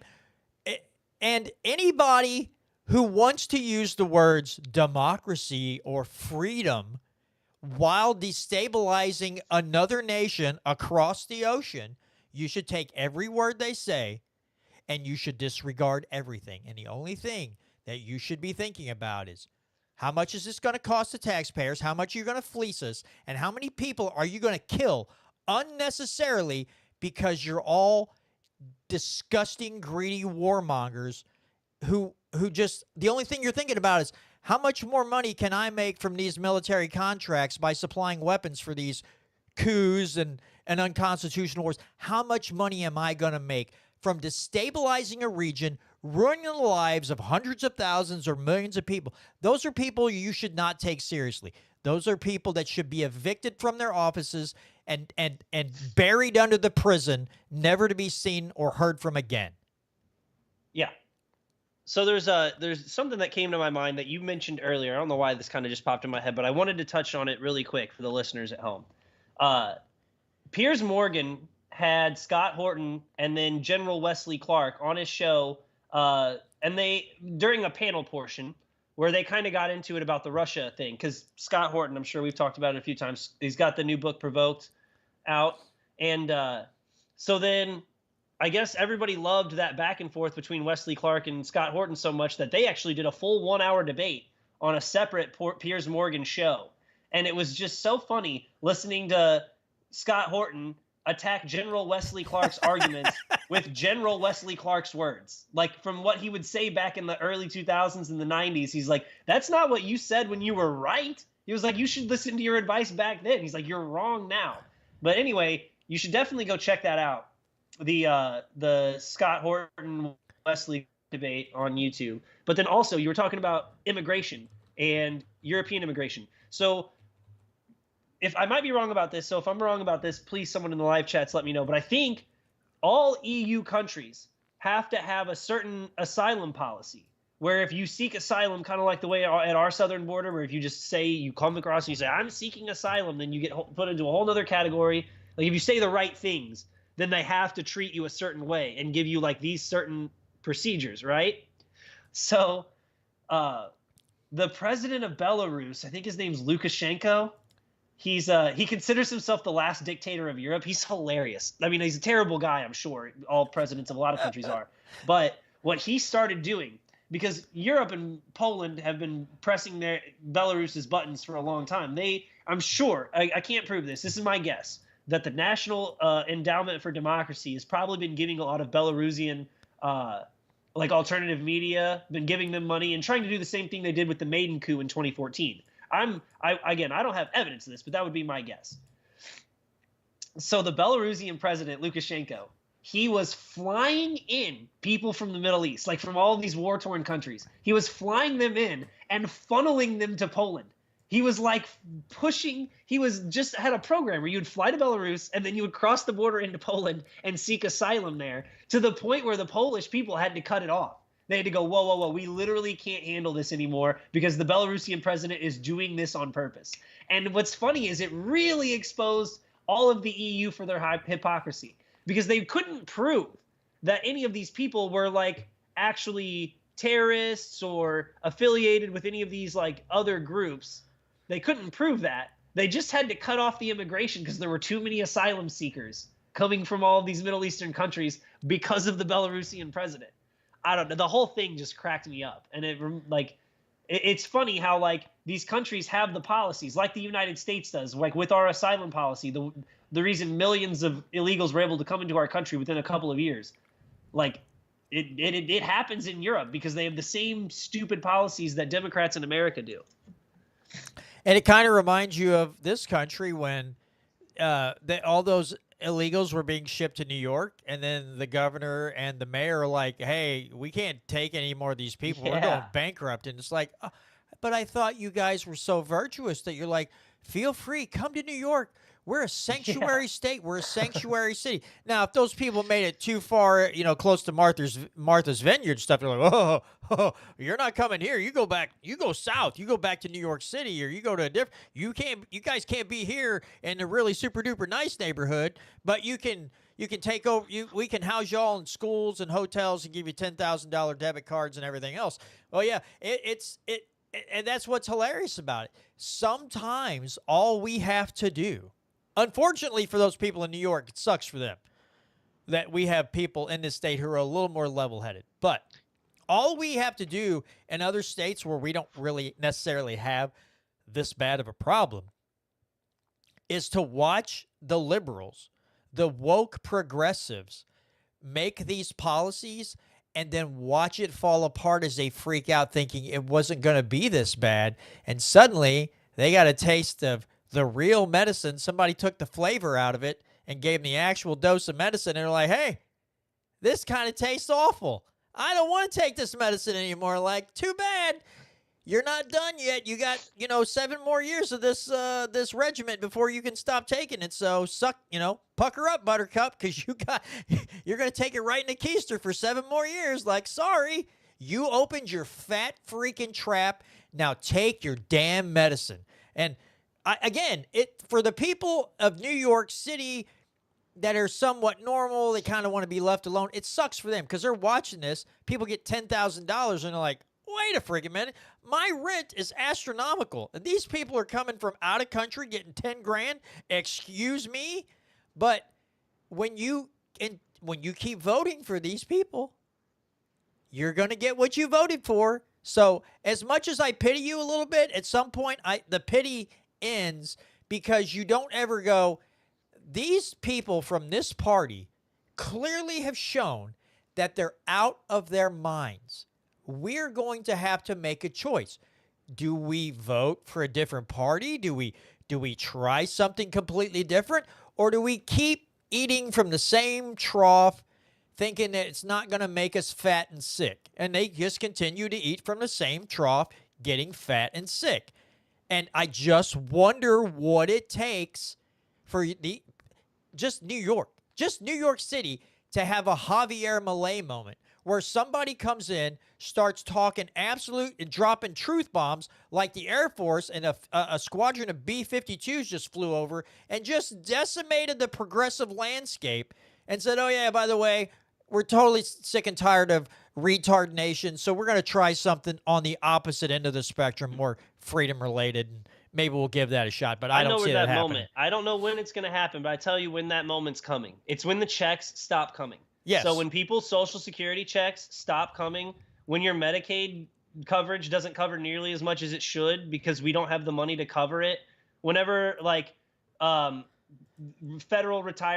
retiree benefits for federal employees, when the well starts drying up, people are going to wake up. That's when our country's going to have a Javier Milei moment, is when they're just the money that they've been promising us for forever, that is still coming. Like, again, the money, the checks, they can still write them right now. When those stop coming, we will have our moment, and we will have libertarians throughout government for at least a little while until the scales shift back. Sorry, go on. Well, do you think, because here's my concern, especially in populated areas like New York City, I think in some places you might see that shift. I think in New York City, society breaks down and that place goes absolutely bat you-know-what crazy. I think in more rural areas, people are going to be like, okay, we need to rethink. I think there, because you have so many people in that area, literally on an island just about, that I don't think that turns out good there. But I will give you that. I think in areas where people are a little more sane and a little more open-minded, we could have, they see the New York and they go like, yeah, we don't want to be that. We want to be over here with people who have more than 2 brain cells, and maybe the more sane areas have the Malay moment. And I'll take a Malay moment in any part of the country that I can get if there's a shining example of, hey, when you go in and you cut the bureaucratic red tape, you eliminate these government positions, you stop spending money like mad, and look how much more prosperous and happy you are. That could be the beacon of liberty that we need. But again, I hate to have to ask this question. You could be right, Brandon. When the money that the American people were promised all these years stops flowing, I hope that we have Malay moments in certain parts. But like, I would not want to be in Chicago, LA, New York, Austin, Dallas, for any of these big cities. I would not want to be anywhere near them when the money stops flowing, because holy smokes. Especially when you have people who are unnecessarily on disability, that aren't supposed to be on it, they're perfectly capable of working, or welfare that are perfectly capable of working, how angry some of those people are going to get when they can't eat and they have no place to live. Whew, can you imagine being in those big cities when that goes down? Ugly. It'd be like being in there in 2020. It'd be like a George Floyd protest. Just on a much more massive scale. Yeah, just a much more massive scale. Yeah, it'd probably be a lot worse. But I mean, they burnt down entire blocks. Like they literally just destroyed building fronts, looted and rioted. In St. Louis, they had a whole car, like someone lit a car on fire in a car dealership, and it went down the line and blew up all of the cars in a row. Like, we already saw some terrifying scenes from protests that had nothing to do with money. Like, when people start losing their money, that's when people are really going to start losing their minds. Yeah, when people are starving, that's when they're at their absolute, because it's a human thing. You have to eat. And if you have boatloads of people starving, that's when it's the worst. A starving people, it becomes much more animalistic because now it's instinct driven. And they're going to do whatever they can to get food for themselves and their family. So, yeah, I would not want to be anywhere near a big city, especially you live close to grocery stores and stuff like that. Wouldn't want to be anywhere close to it if that goes down. I'd be getting out of Dodge real quick. Real quick.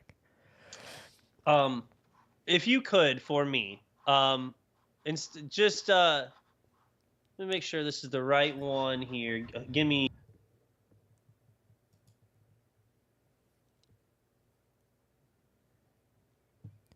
Okay, so if you'll pull up, skip video 2 and just play video 3 really quick. It's Jeffrey Sachs, who I've quoted him on here before. He was one of the first people to identify that the Americans were the one who blew up the Nord Stream pipeline, because of course we did. But he was one of the first people on, like, in any sort of news coverage environment to call this out. He's a brilliant mind on foreign policy, and he was on Tucker talking about Syria a little bit and talking about a certain country's influence. Yeah, so here we go.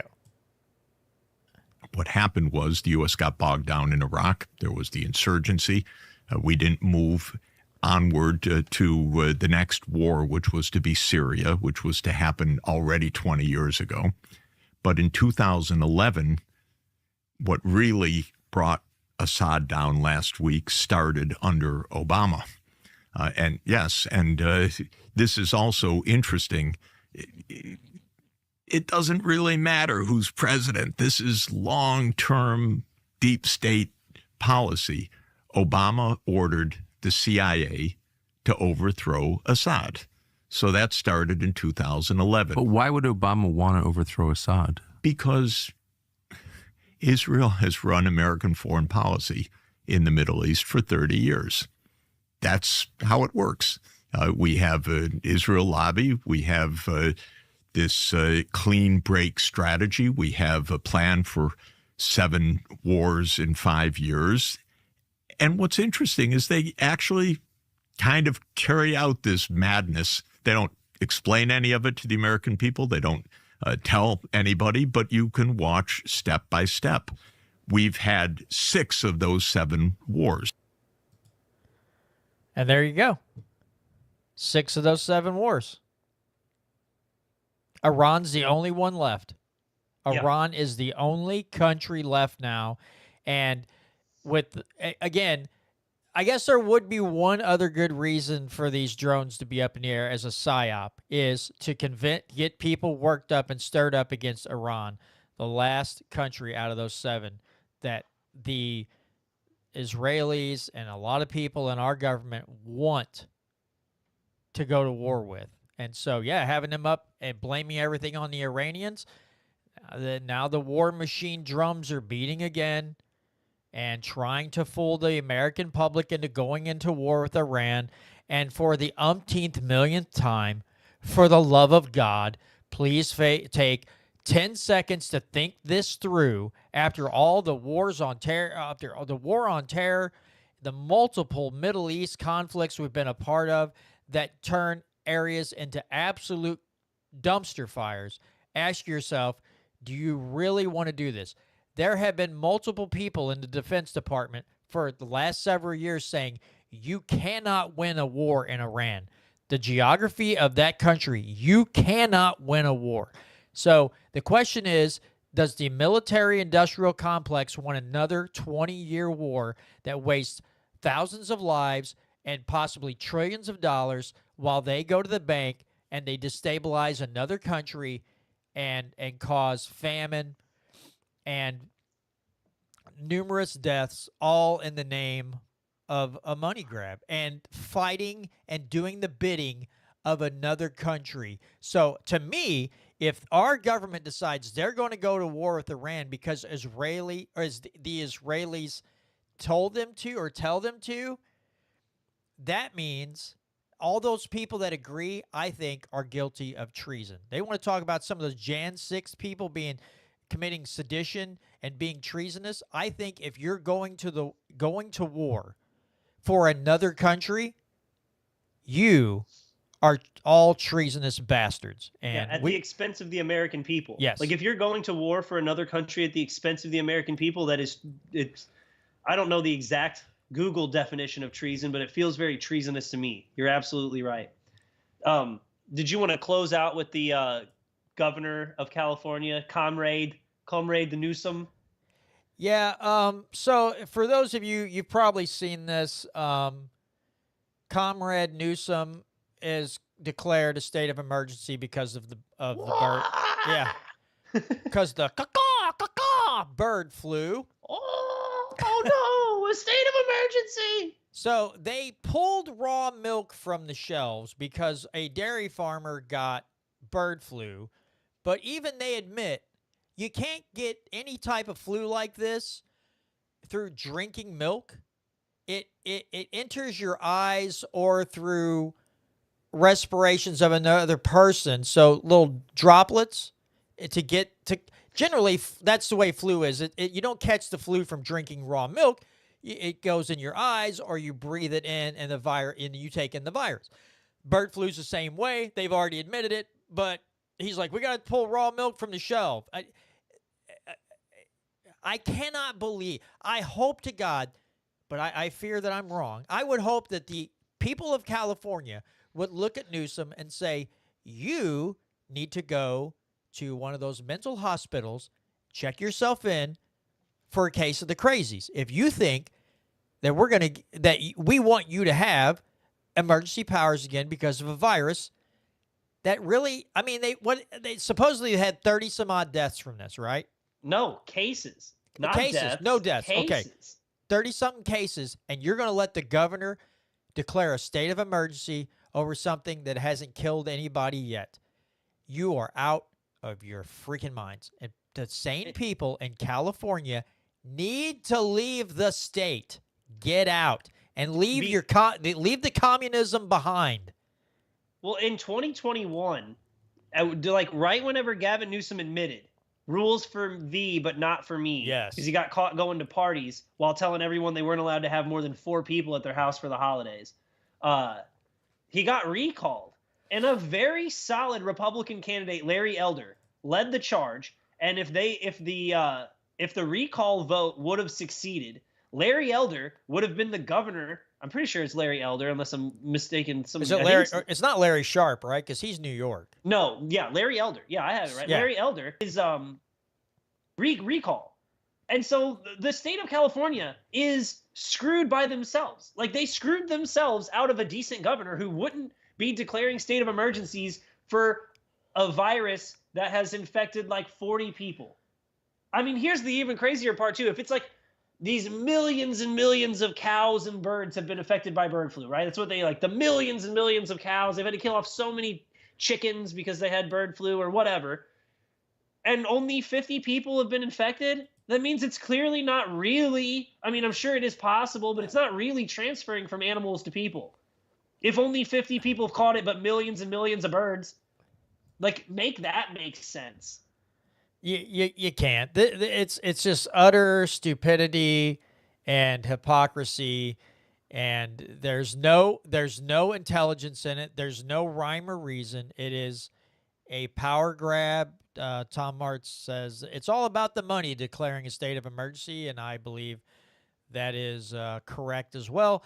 But yeah, I wanted to just touch on that a little bit because thankfully we don't live in California. I mean, we did have some pretty bad COVID mandates and policies here in Missouri during that time of crazy.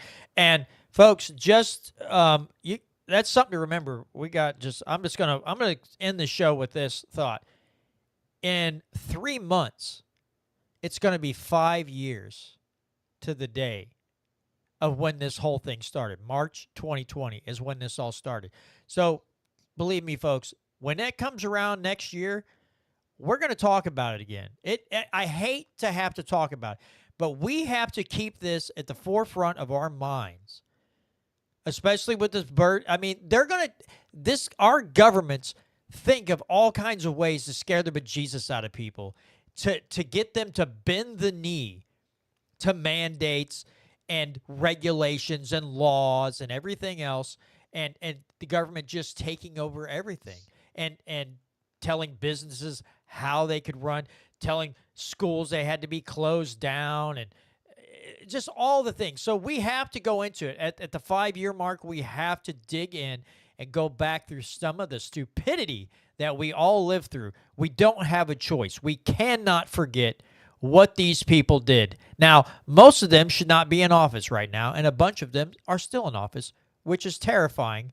Yeah, we'll end the show with that. Also, next week, I did publish all the T-shirts that Brandon has drawn up on our Printify site. So next week, I'll start adding the link to the store. He's got the 2 new shirts up. The if the government can tax your property, they own it. Or no, if they can tax your property, they own it. And the other one says everything government touches turns to crap. So we have a myriad of great T-shirts that will be for sale very, very soon. Go ahead, Brandon. Yeah, just I wanted to give a really quick shout out to the American Liberty Caucus. Their Twitter handle is AL Caucus. I wrote an article because Trump floated out the idea of privatizing the United States Postal Service. His exact quote was, is not, I don't know if his exact quote, but he basically said something along the lines of, "It's not the worst idea I've ever heard." And so I kind of did a little bit of research into the USPS and then kind of gave my opinion on why we should definitely at least be looking into the idea of privatizing the post office. So if you have time, go to the Twitter handle AL Caucus, and my article should be one of the top things on there. If you just give that a read, that'd be awesome. All right, folks. Well, that's going to do it for this week's edition of the Missouri Liberty Report. Again, thanks to everybody here on Rumble and YouTube for joining in tonight. Those of you at listen at MOLibertyRadio.us, or those of you who listen via podcast, we appreciate each and every single one of you. Have a Merry Christmas, guys, and we'll be right back here on Friday with the Missouri Liberty Report.